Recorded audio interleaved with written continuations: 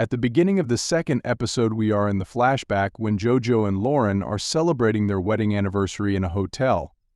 Meanwhile, at their home, the party is in full swing.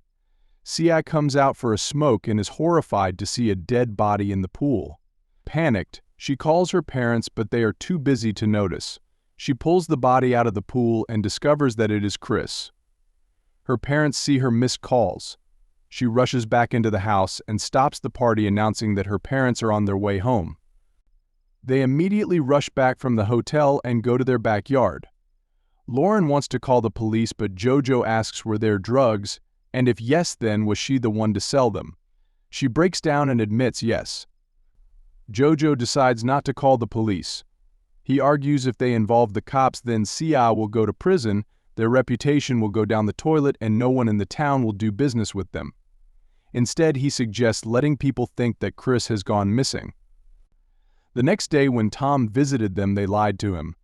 After that, they hide Chris's body inside the freezer and discuss that Jenny might already know that Chris is dead. In the present time, Tom, after watching the video, is worried and calls Pete, but he is not picking up. He rushes to Pete's home, but it's empty. Emma, with other cops, is at Zoe's home with a search warrant, but Neil has no idea what is happening. Tom meets Sophie and tells her everything. She informs him that in most of the cases the disappearance is connected to somebody known. At the station, Pete's car was identified 3 hours ago in the parking lot of a hotel. Sophie sets out to find Pete and takes Emma with her. She mentions that Zoe's son is also missing. They arrive near the hotel just in time to see Pete's car leaving. They start following him and lose him at a turn.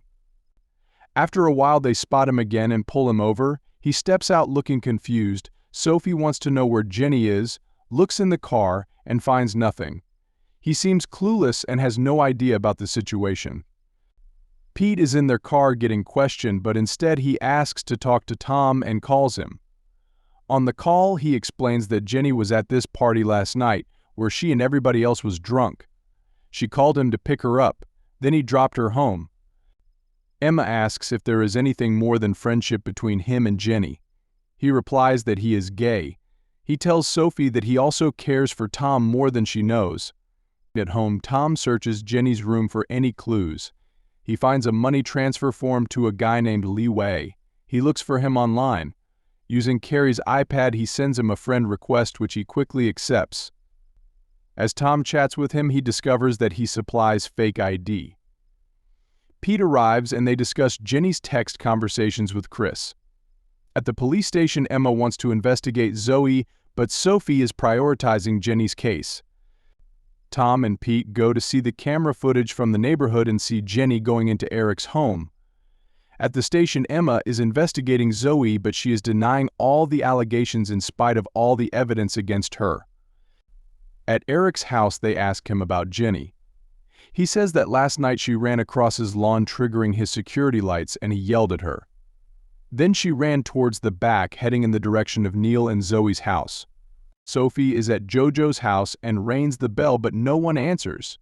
She decides to check the back near the pool. Meanwhile, the whole family is hiding inside watching them.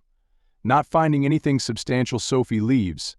Inside, they discuss moving the body. At the station, Zoe has been granted bail and is prohibited to contact anyone from the school. Tom and Pete visit Neil's house and want to look into Chris's room. They learn that Chris has a Vespa, which is not at home. Pete finds some train times and booking references. Zoe is back home and they decide to leave. At the train station, they cannot find anyone, but Tom spots a Vespa outside the station. Carrie calls Tom and informs him that Jenny is with Chris, as he has posted a photo with her just now. JoJo and his family are trying to hide Chris's body away from their home but are unable to carry it. Tom informs Sophie about the train timings and the fake ID that Jenny bought online. Later, when he checks her wardrobe, he finds the same dress that she is wearing in the photo posted by Chris. Now they know that the photo is old. It is revealed that it was Sia who used Chris's phone to post the photo online. JoJo and Sia have come to the police station to prevent further visits from the police. Upon asking about the party, she tells the detective that there was alcohol. When he asks about drugs, she claims that she has no idea. Pete informs Tom about a bar named Heaven where Jenny might have gone. Tom heads there and shows Jenny's photo. The manager tells him that any underage person couldn't have come inside. In the flashback, Tom's wife is telling him that maybe she deserved the disease. The officer who interviewed CIA tells Sophie that when he called the hotel where JoJo and Lauren stayed, he found out that they left at midnight. Chris's body is still at JoJo's house.